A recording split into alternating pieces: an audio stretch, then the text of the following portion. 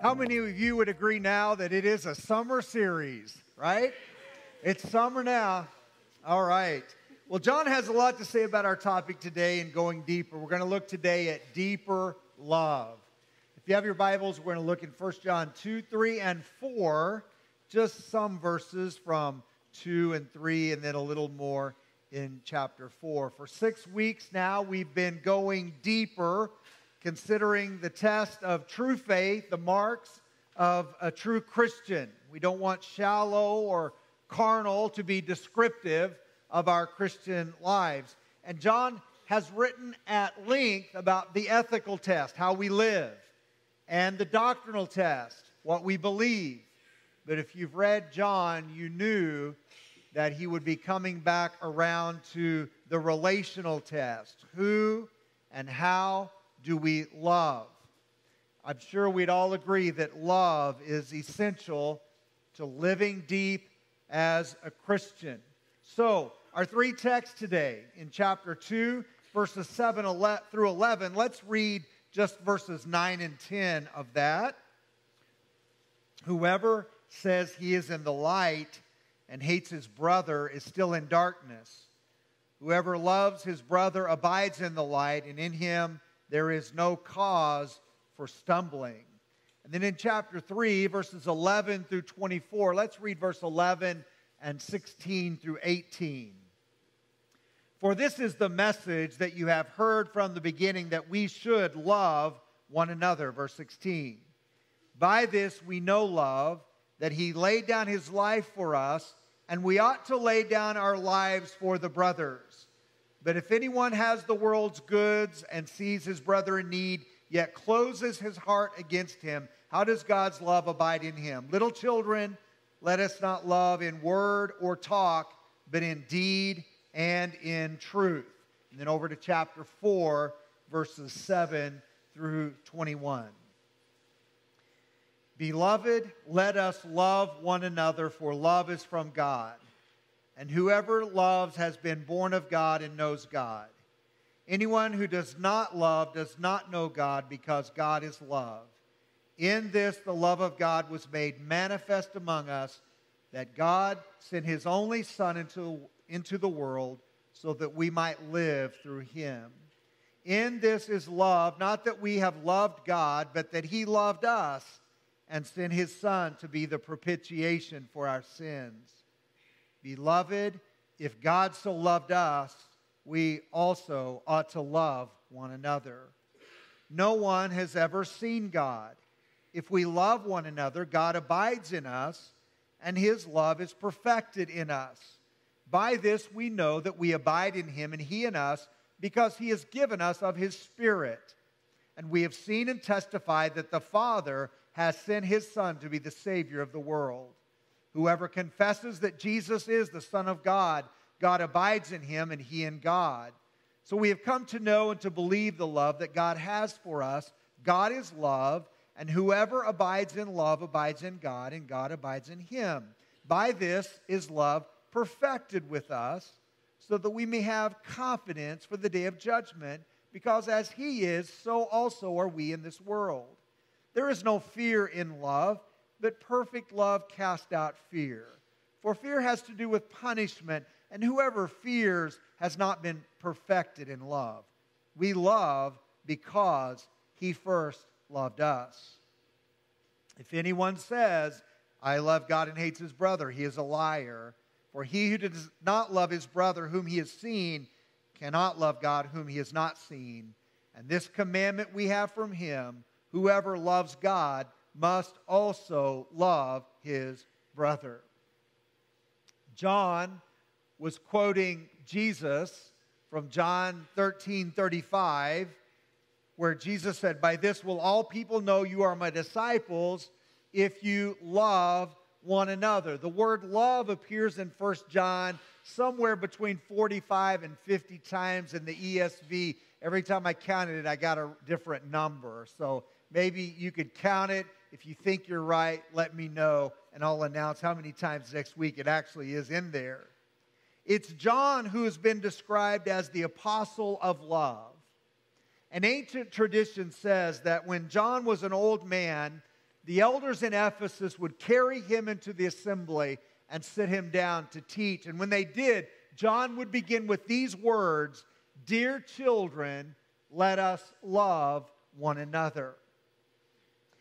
Haiti is dear to my heart, and we were making regular trips to Haiti up through 2019 and haven't been able to go back for different reasons. We've worked most recently with Project Hope in the Pignon area, and in 2019, this is a picture of us building a house. We would go there and we would train pastors. We would have Bible school for the children. You throw out a soccer ball and you automatically have 1,000 children come to your vacation Bible school. And we would always build a house that is about probably the size of your bedroom.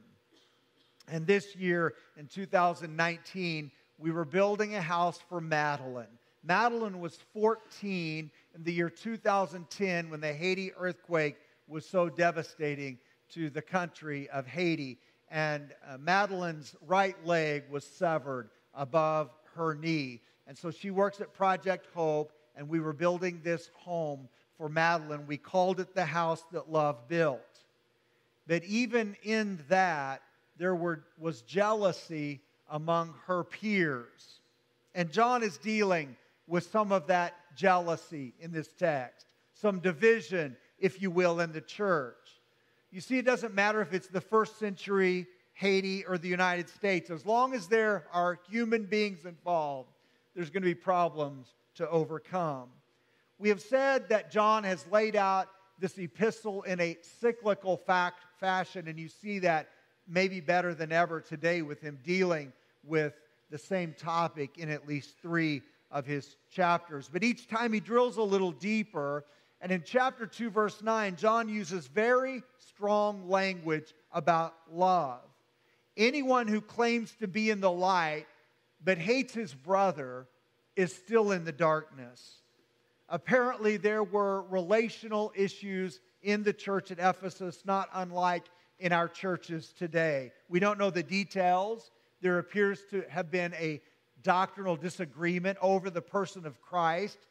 But as it so happens, the doctrinal dispute led to infighting, power struggles, and factions. And while it's hard to imagine brothers and sisters hating each other, it must have been pretty serious for John to use this strong language. And it's disappointing to see the early church having these problems so soon, even with an apostle as their pastor. I'm not sure that's comforting to know that even the Apostle John had to deal with problems in the church. But the challenge of the unity of the church is universal. In South Africa, with the history of apartheid, the society is still quite segregated, and so are the churches. Someone said that Sunday morning is the most segregated hour in America. In India, the church continues to struggle with the caste system, as upper caste don't want to associate with lower caste believers. In Latin America, there's tension over Pentecostal believers and other Christian movements. And here in America, we argue over worship styles and ministry strategies and other tertiary matters. So if someone were to ask you, how are we doing here? How are we doing relationally at First Baptist Joplin? How would you answer? You might answer, well, we have great music, or we have great kids programming, or we have a great youth group, and we do, and we have great preaching normally anyway. And all those things would be true. I know that when Tammy and I, we retired from pastoring, and we united with this church family a little bit over a year ago. We've been gone. I've done 2 interims since then. We kind of plan to land here. I've kind of unretired, and you know how that goes. The current situation would allow one to re-enter the workforce, if you know what I mean. And we were kind of looking for the kinds of things that this church and staff does. And we're kind of at a different place maybe than we were a little over a year ago, where we need a spiritual family, a place to belong, a place to serve, a place to give, and a place to receive, a place to call home. Everyone needs a spiritual family. Amen?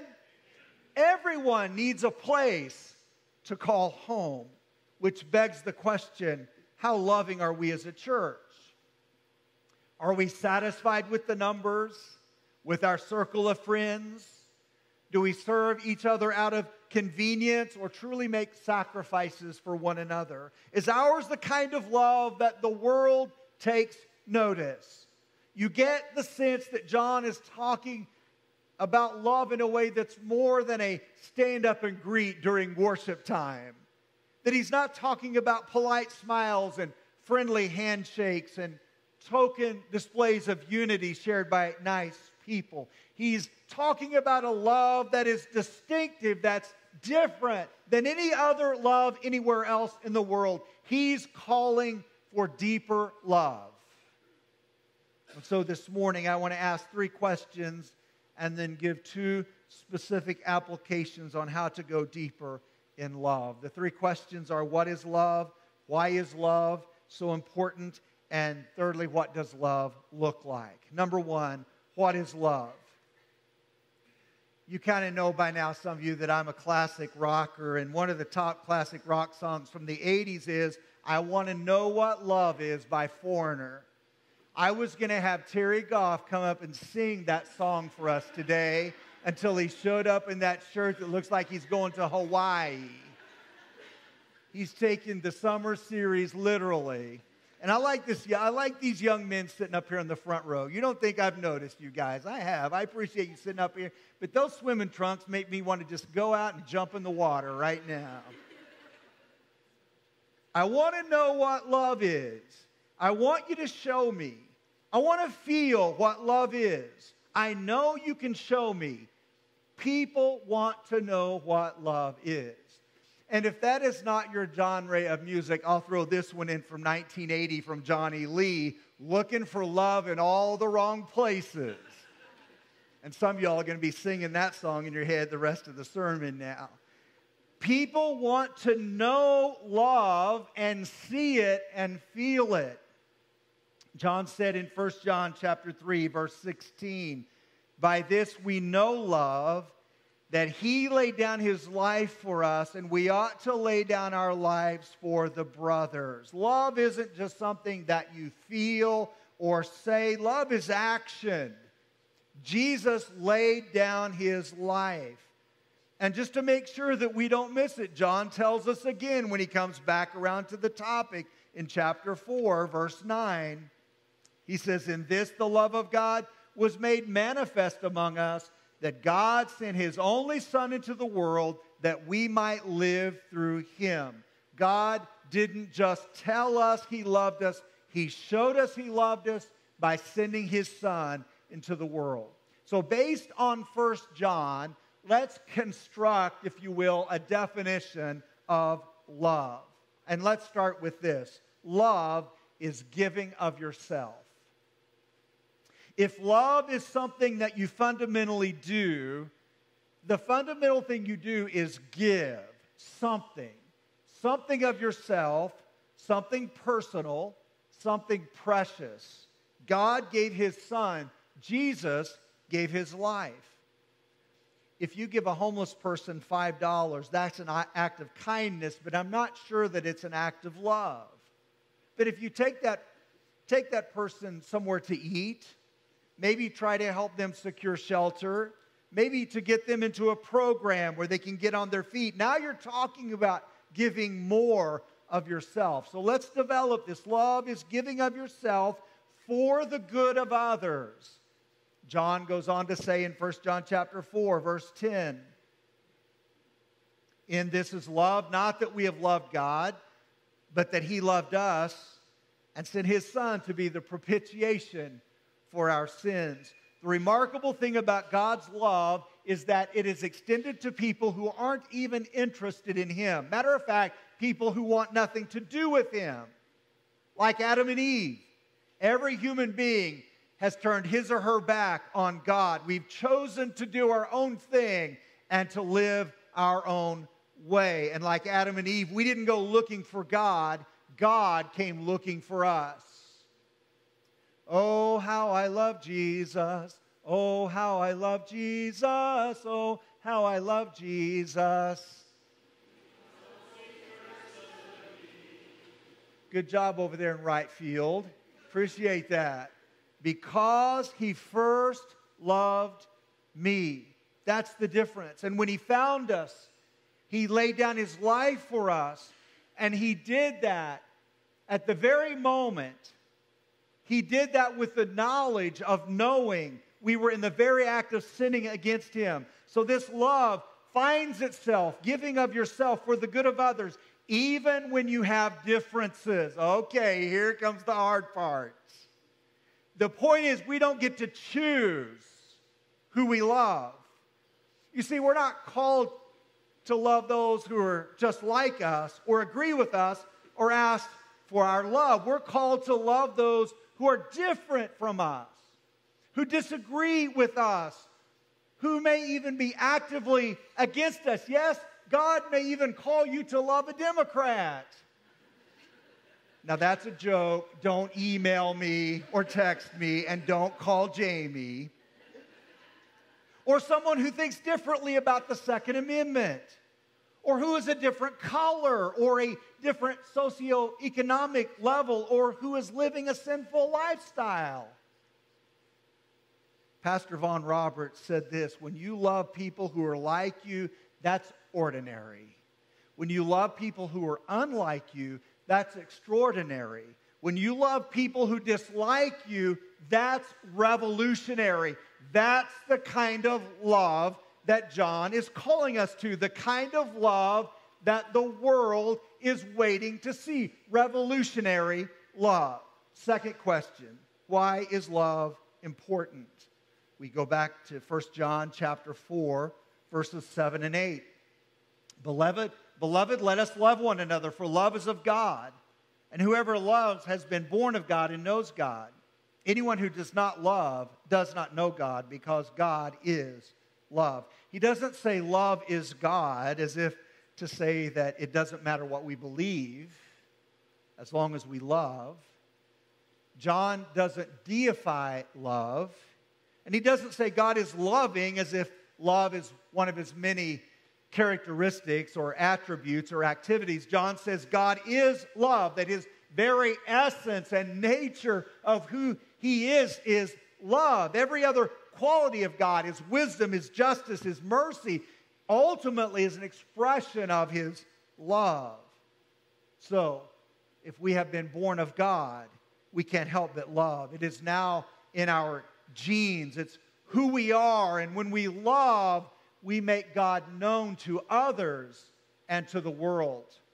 Love is a distinguishing mark of a child of God.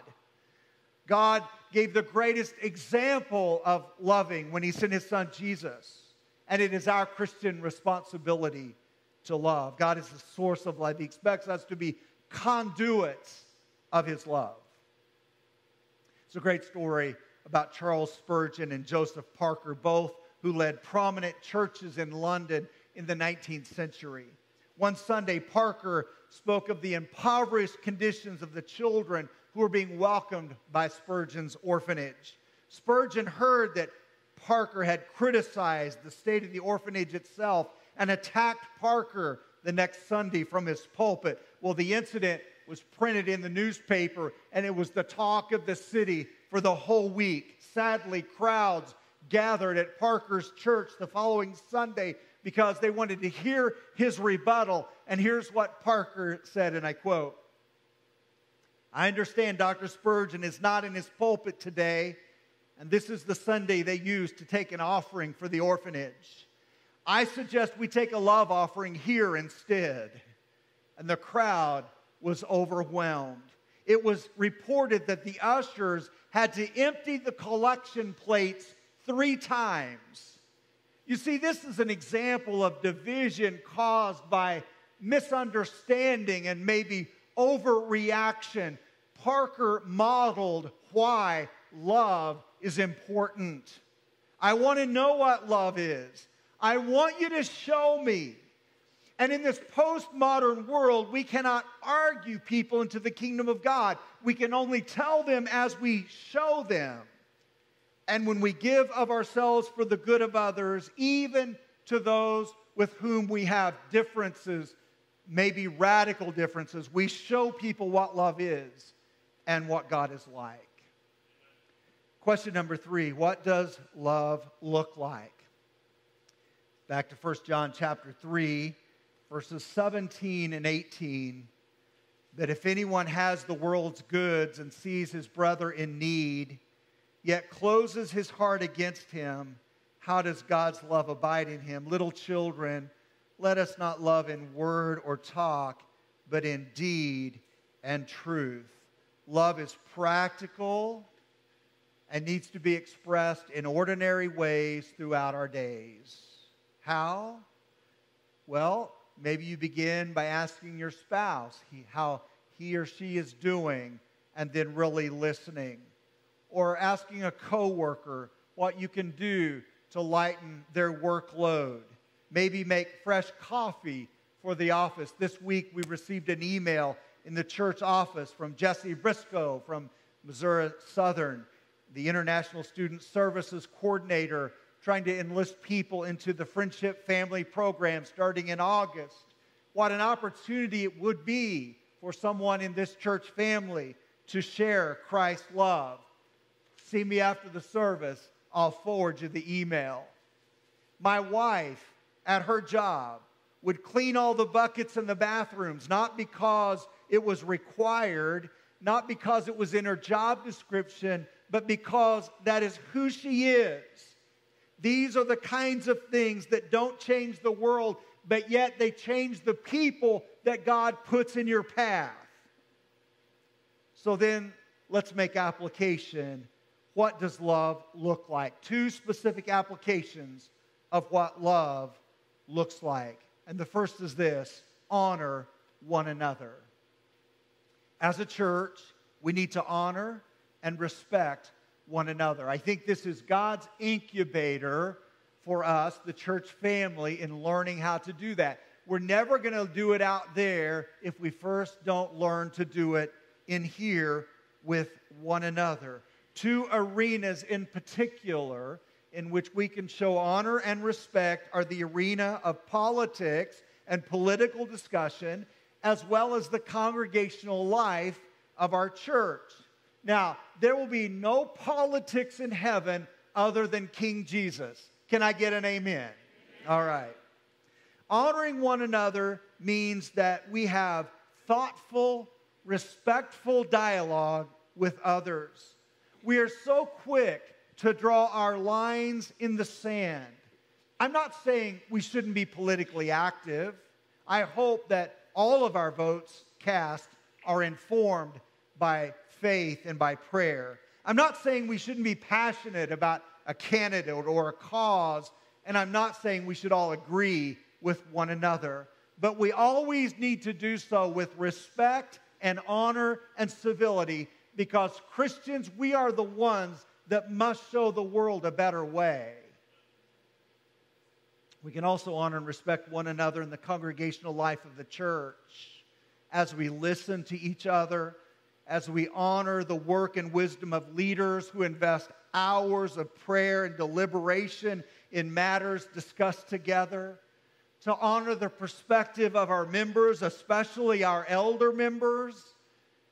Let's believe the best about each other as we pursue unity in the bond of peace. 1 Thessalonians 5:12, Paul says, honor those who are your leaders in the Lord's work. Other translations say it like this: respect those who are over you in the Lord and admonish them very highly in love because of their work. Respect your leaders, respect your elders, respect your ministers. Not only has society quit respecting pastors, people in the church have quit respecting pastors as well. And I think part of it is we don't understand how Christ has organized his church and called pastors to be the leaders and equippers in our church, and we're not abiding in his love. Do you know, First Baptist Joplin, what an incredible staff and pastor you have? Do you know? Matter of fact, they're all pastors. I don't care what we're calling them because they are all involved in shepherding this flock. And what an incredible staff God has given you and blessed you with. I'm going to talk about our pastor, Jamie, on July 10th. So stay tuned for that one, okay?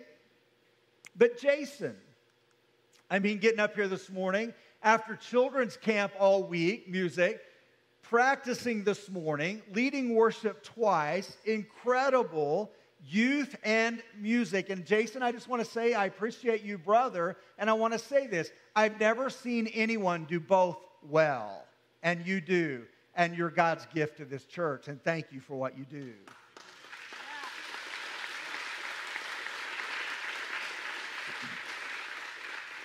Now, I want to talk about Katie for a minute and her love for these kids with all she's going through, and I'm going to come back to that in a little while.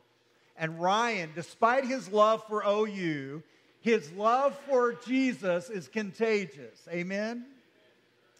And Ken, loving people, shepherding the flock. Heather, her love for the church, the Lord, his work is obvious. And Austin, what a gift to the church that you are. Yeah. The worship team, to Jason, the pastor of the church, what a gift. And Carrie, active, involved, faithful. I'm leaving out custodial staff. Great. What a great staff that God has blessed you with. Now, let me talk for a moment about Katie. Katie's week, our children's minister. Her daughter, Abby, 18, at Children's Mercy, critically ill. Katie came home and spent all day Tuesday getting ready to take the kids to camp. Worked all day despite her daughter in Kansas City. Tuesday p.m., the staff is trying to tell her she needed to be in Kansas City. The staff was telling her to go. We got this. I told her there will be more church camps. You've only got one family and one daughter. And finally, Wednesday a.m., after seeing the kids off to camp, she trusted our staff, our parents, our camp adults with the kids and went back to be where she should have been with her daughter, Abby. Now, I want to say this. She did come back to help them get home from camp, and we could have expected something like that from Katie. But I want to give you an update so that you can continue to pray for Abby, if you will. She said this to me early this morning. Heart conduit narrowed and will need a procedure. Kidney has stabilized but still high enough for failure, and blood disorder now being treated. I've talked with them into letting us go home later today, so that she can have some sunshine and rest, and will return this week for more procedures. Please pray for the kidney level to dramatically drop. Please pray for the heart to get better. Thank you, church family, for your prayers and your kindness. And I want you to know that I have just been in awe of her love for our kids and her desire to want to be at camp despite her circumstances. But all of that to say this, church, you do not pay this staff to do all the ministry. God calls them, you provide for them, and God uses them to equip you to do the work of the ministry. And if you want any of them to burn out, just have the mindset that, will we pay them to do that? No, you don't. God has called them to equip you to do the work of the ministry. Church, will you step up to be equipped so that you can serve? That's the challenge of the future. Honor one another. Honor your leaders in the Lord. Second example, of what love looks like. Serve one another. 1 Peter 4:10 says each one should use whatever gift he has received to serve others. And so if love is giving of ourselves for the good of others, then love means giving our time and talent and energy to and for one another. When a children's teacher sits down with a group of children and asks how their week was and helps them understand a Bible story, it's an act of love. They're giving of their time and energy to bless them. So the question is, where are you serving? In what ways are you giving yourself to the brothers and sisters here at First Joplin? Here's a paraphrase of 1 John 3:17. If anyone has a gift and see his church is in need but does nothing to help, how can the love of God be in them?